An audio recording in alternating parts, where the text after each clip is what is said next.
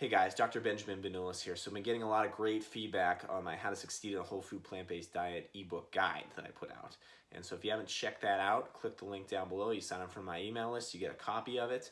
And I've been getting a lot of questions from people. And so I wanted to read some of those for you guys here because people email me. I do read every email. I try to respond to everyone. I may not respond to every single one. I do read them all.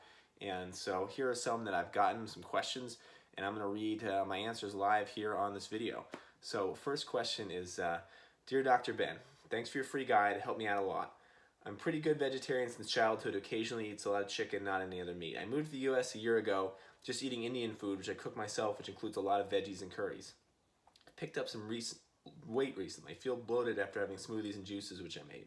You suggest me some changes in food habits. So, generally speaking, if you find that you're eating specifically Indian food, usually the reason you're gaining weight is because a lot of that Indian food is cooked in either ghee, which is essentially butter, or oil.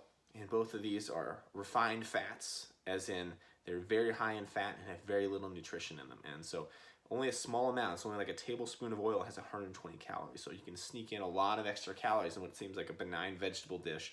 Suddenly it's just loaded with oil, it's loaded with fat, it's gonna make you gain weight. So what I suggest for you is to, if you're making Indian food, you want to look up vegan Indian food recipes that are oil-free.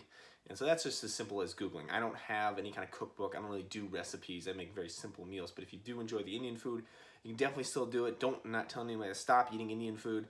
If you like Indian food, there's definitely a way to keep it low-fat, keep it whole food, keep it oil-free. And so there's a great book, Straight Up Food, by Kathy Fisher. She also has a website, straightupfood.com. and has a lot of great recipes. I've made a couple Indian dishes off of her website. They're all salt, oil, sugar free. All this whole food plant-based. Really, really delicious. I mean, some complex recipes. I don't usually get that complex with my recipes, but once in a while, I find it fun. Anyway, she's got some great Indian food recipes on there that as long as you keep the oil out of it, you're not going to see that weight gain and those problems you're talking about. So let's go to the next question here. So this is from Davo. He says, hi, new subscriber, love your channel. I'm a 48-year-old male, been vegan for about 6 months now after battling with arthritis, fibromyalgia, osteopenia, osteoporosis, and bursitis on both hips. He says he's been feeling about 90% better and off most of his medications, which is in 6 months. I mean, that's awesome, right? Plant-based diet for the win. Good job, Davo. He's got a couple of questions for me. Any recommendation on foods that help with bursitis? He says it's improved dramatically. Also, other conditions have really improved, but the bursitis is still bothering him. And the other question is, I still love coffee in the mornings. Have been using organic agave. What are your thoughts on agave as a sweetener? So question number one on the bursitis. So, unfortunately, a plant-based diet is not a panacea for all conditions, especially musculoskeletal conditions. So if you do have hip bursitis, I assume that's the bursitis you're talking about. It could be shoulder bursitis, but chiropractic care is extremely effective at treating bilateral bursitis. A lot of success stories out there with that condition. So I would say go find a chiropractor in your area who knows what they're doing and go seek care that way. It'll help you out a lot. And then the other question is, I still love coffee in the mornings. I'm using organic agave. So my thoughts on coffee and agave. Personally, not a fan of agave. It's a refined sweetener. It's essentially, sugar with none of the nutrients left in it. So, and coffee, also not a fan of coffee. It is a, you're dealing with osteoporosis, osteopenia. That coffee contributes to that. It dehydrates you. It stimulates your nervous system in a bad way, and it has a lot of health decreasing effects. It damages the endothelium, the inner lining of your blood vessels, essentially contributing to heart disease, causing inflammation in your cells.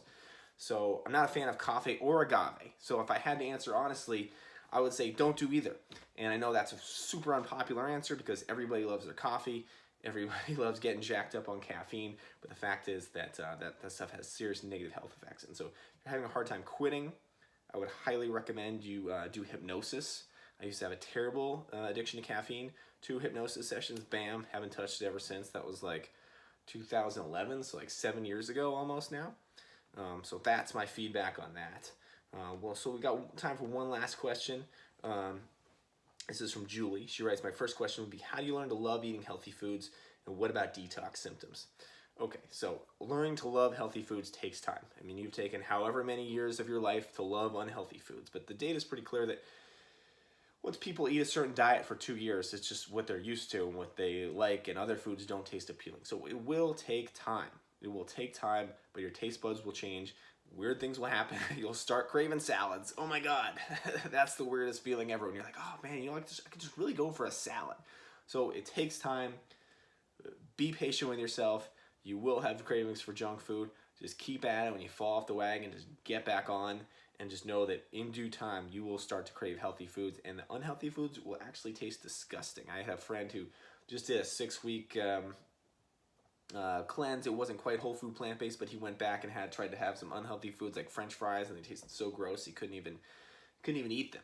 So it will take time for his taste buds to adapt, but they do adapt. New science is coming out showing how fast they do actually adapt, but hasn't been published yet. But I've heard about some studies that are coming out, so I'm pretty excited about that. And then detoxification, it can happen. Your body has however many decades of toxins stored in it because it can only process so many at a certain time, and so you may get a detox reaction of stuff coming out your skin, or your eyes, or your ears, or your nose, mucus. Okay, because your body essentially uses mucus to trap toxins so that it can't harm you, and then it just holds on to that mucus until it can find a time to expunge it. And when you stop smothering in toxins all the time with our genetically modified, highly processed foodstuffs that we consider food, all of a sudden your body goes, okay, well now I have some bandwidth to be able to expunge some of this crap that I've been storing for years, and so you go through a detox process. It should be nothing to be concerned about it. If it is really severe, it's probably not detox. You should probably consult a doctor, but most of the time it goes away within a matter of hours or days, and it's nothing to worry about. So hope you enjoyed that video. Again, the free guide, if you haven't checked it out already, you click the link below, sign up for an email list to get the free guide to succeed on a whole food plant-based diet. You can always send me an email anytime. Like I said, I read every one. I try to respond as many as possible. drben@fastmail.com.